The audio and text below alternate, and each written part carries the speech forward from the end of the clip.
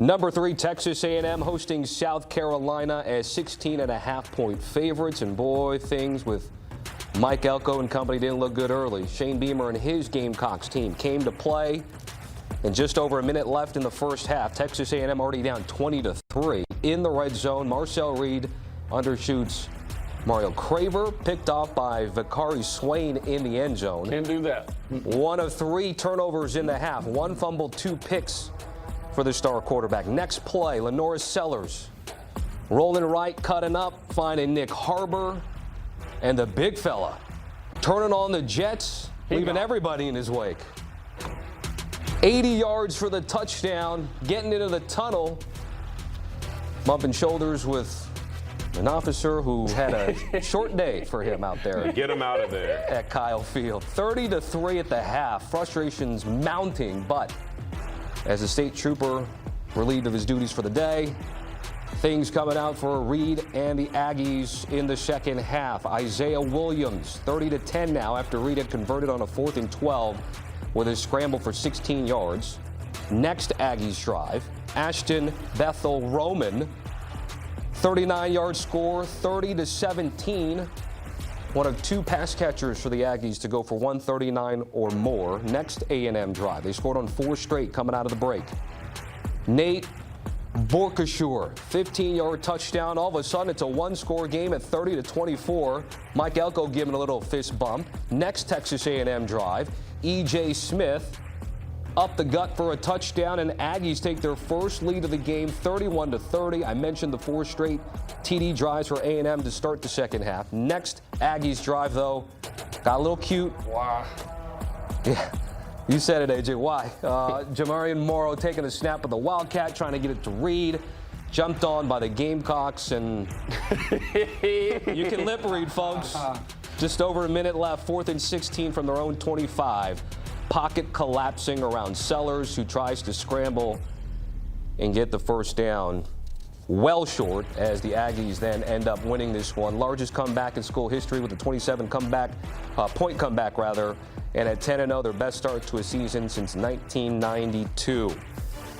They outscored South Carolina 28-zip in the second half, outgaining the Gamecocks 371-132. And you see Marcel Reed with 439, the first 400-yard passing game for Texas A&M since Kellen Mond in 2018. Welcome to college football postgame here on CBS Sports HQ. I'm Tommy Tran with Damien Harris, AJ McCarron, and Danny Kanell. Guys, you were watching this as it was unfolding in the second half. Danny, what stood out to you about the result, 31-30 at the end? I mean, this was a very resilient performance from Texas A&M, and I think there's a couple things to note. When I evaluate quarterbacks, it's easy to go out there and play from the front. Like when you're having a great season, everybody's telling you how good you are. It is a whole nother ball game when you're playing bad football. And how do you respond? And Marcel Reed had about one of the worst first half performances, not of his career, maybe this college football season. Like 2 interceptions we were talking about, it felt like it's 4. He had a couple balls that could have been intercepted, but they came out and they kept, with the conversation, there were people online saying, should he be benched? I mean, that was a real conversation, but they stuck with him a couple plays earlier. And as part of a comeback, you just want to start to put drives together, because you can't win it with one drive. There's no such thing as a 28-point touchdown. So you just try to get drives together, put points on the board, and then that momentum comes, and all of a sudden you go from getting all the criticism to you get all the momentum, the confidence, and it flips to the other side. And then South Carolina is sitting there thinking, we can't blow this game. And they looked like they started playing that way somewhat in the second half as well. So I thought it was a huge performance, but really impressed with a Marcel Reed bounce back after that half to have a phenomenal second half. Can I speak in the words of like the younger generation? Yeah, I mean, I know I'm 28. I'm not that old, but you're an old soul. Yeah, old soul. Thank you.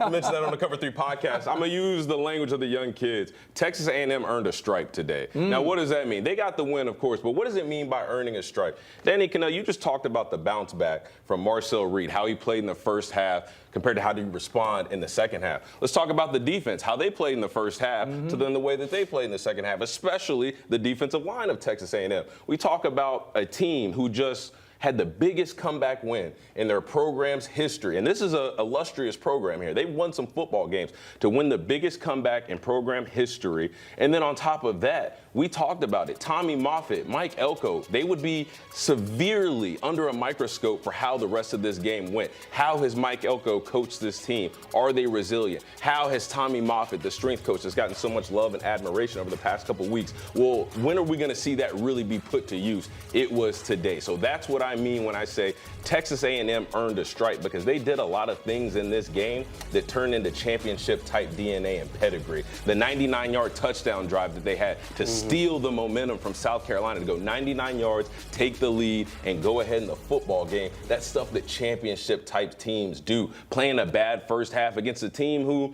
they're not that good, but they've got a lot of talent, and they threw the kitchen sink at you in the first half. What do? You go in at halftime, you make adjustments, you respond, and you find a way to win the game. So that's what I mean, Tommy Tran, when I say Texas A&M earned a stripe today. It's interesting because you guys bring up the drive. There was the first, they scored 4 drives coming out of the break. That first one, there was a 4th and 12 in which Reed ran for 16 yards to keep that thing going.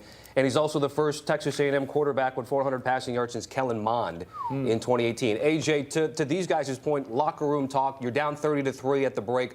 What's the kind of message to try to get out there and get that first score to then get the second, the third, and the fourth? Yeah, I mean, the biggest part of your mindset going into the second half is you take it play by play. You can't get it all back in one play, right? So you just go drive by drive, focus on what you need to do, the task at hand right then, and then let the game play out, right? But, I mean, like Danny said, the difference in this game, I understand defense and everything, but it was Marcel Reed. A tale of two halves for him. I mean, he in the first half, 6 of 19, 141 yards, no touchdowns, 2 interceptions. In the second half, 16 of 20, 298, and 3 touchdowns, 0 interceptions. Like that's he came out like a whole different person. I mean, it was unbelievable the way he was playing in the second half. The victory by Texas A&M over South Carolina today. Again, still no one can clinch your spot in the SEC championship game until the final weekend, so it'll all play out. But we were already preparing for some chaos scenarios if Texas A&M were to lose. In the end, they did not. They remain undefeated and get to 10-0 on the season. Guys, great conversation about this Texas A&M squad with that comeback victory over South Carolina today. There's the box score one more time from College Station. Lenore Sellers had himself a day, but he was outshined by Marcel Reed. We talked about the halftime splits, 3 total touchdowns, 439 yards today at Kyle Field.